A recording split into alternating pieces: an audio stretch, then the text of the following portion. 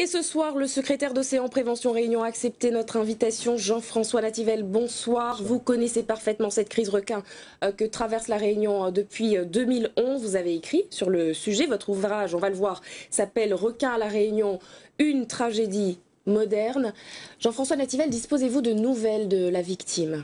Mais écoutez, j'ai eu quelques nouvelles, effectivement. A priori, il a subi de nombreuses opérations et il a été placé dans le coma, et donc avec malheureusement 2 amputations. Et donc voilà, maintenant il faut espérer qu'il n'y ait pas de complications sous forme d'infection. Votre état d'esprit suite à cette nouvelle attaque sur notre île? On est consterné déjà, consterné pour cette personne, ses proches, la famille. Et vraiment, on a vraiment l'impression qu'à l'île de la Réunion, on a tout fait depuis 5 ans pour trouver des solutions.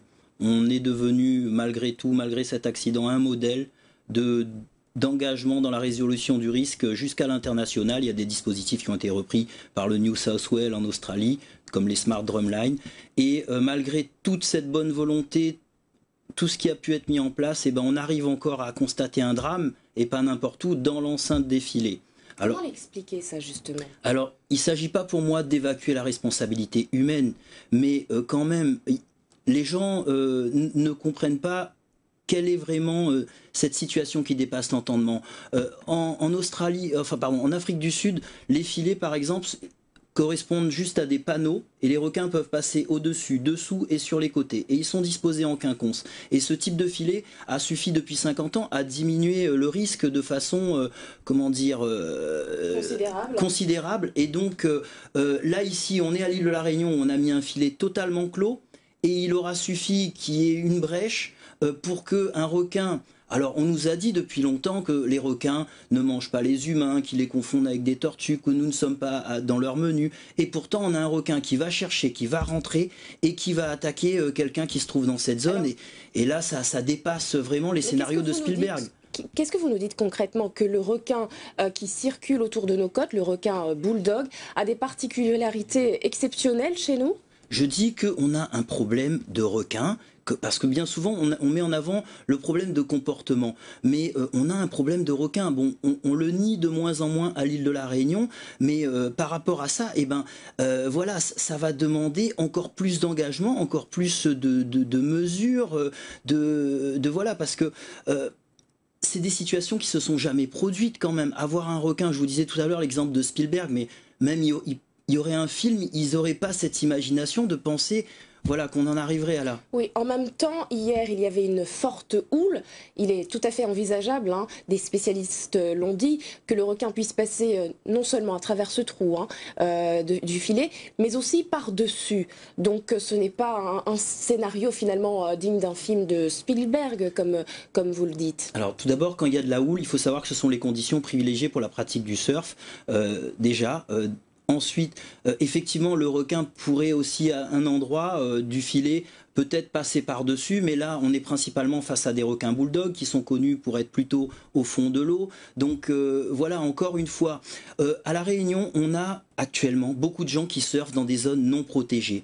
Et ça fait 1 an et 1 mois qu'il n'y avait pas eu d'attaque. Qui pouvait s'imaginer que cette attaque surviendrait dans un endroit qui est fermé à 99%, alors que, je le répète, sur d'autres pays, des filets qui sont fermés qu'à 30 ou 40%, ils ont quasiment pas d'attaque. Alors je vous propose, Jean-François Nativel, de nous arrêter un instant pour écouter les propos de Patrick Flores, l'adjoint de la mairie de Saint-Paul, était notre invité ce midi. Oui, la crise requin, elle est toujours présente. Dans ce cas-là, les protocoles ont été respectés. La cellule nautique avait inspecté les filets le matin, avait découvert un trou de plus de 2 mètres. Les drapeaux rouges ont été montés. La prévention a été faite toute la journée par nos maîtres nageurs.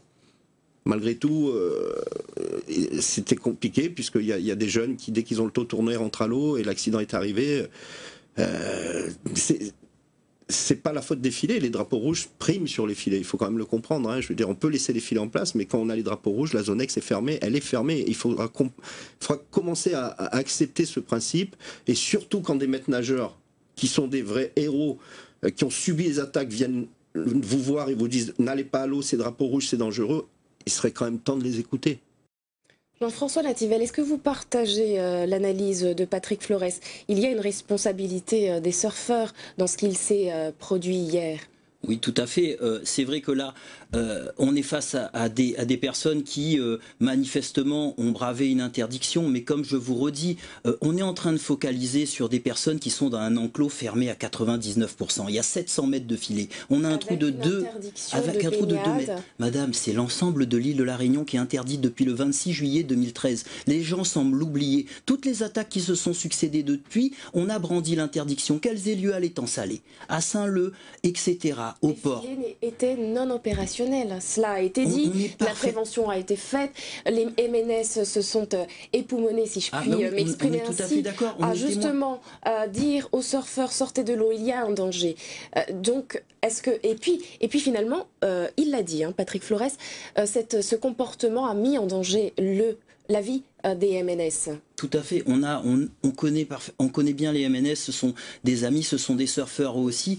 Et bien évidemment que ce type de comportement, bon voilà, c'est pas acceptable en l'état. Mais maintenant, comme je vous dis, les gens, il faut que l'opinion se rende compte qu'on est face à une situation exceptionnelle. Il n'y a plus de règles. Qui vous dit que si un requin est capable d'entrer dans un filet où il y a juste une brèche, il ne sera pas capable de rentrer dans un lagon un soir 31 décembre où vous avez des centaines de personnes qui se baignent, qui vous dit que voilà, il ne sera pas capable quand même de passer un autre jour où les filets seraient ouverts et qu'une attaque ne surviendrait pas en dehors des filets. Le temps file malheureusement et nous avons encore beaucoup à dire. Des filets ont été posés, le drapeau rouge a été levé, le dispositif mis en place par les autorités est quand même important pour protéger les usagers de la mer. Que faut-il faire de plus ? Écoutez, là déjà je pense qu'avec ce drame, de plus, il va y avoir une fois encore une prise de conscience. Depuis 5 ans, comme je l'ai dit depuis le début, notre communauté, nous ne sommes pas des cobayes quand même. Voilà, il y a des choses qui évoluent. Alors effectivement, il y en a encore qui se sentent invincibles. Le surf, voilà, c'est une activité passionnelle. Les politiques publiques depuis 30 ans ont développé ces activités à l'île de la Réunion. Maintenant, il faut assumer. Il faut aller jusqu'au bout. J'ai vu monsieur le sous-préfet de Saint-Paul ce matin qui a réaffirmé sa détermination. Tout le monde est désormais plus uni que jamais et on va continuer parce que il procède du bien commun pour l'ensemble de l'île de la Réunion de maintenir un accès à la mer. Et ça, il faut que tout le monde en soit bien conscient. Merci beaucoup Jean-François Nativel. Je rappelle que vous êtes l'auteur de l'ouvrage que l'on va voir à l'écran, Requin à la Réunion, une tragédie moderne.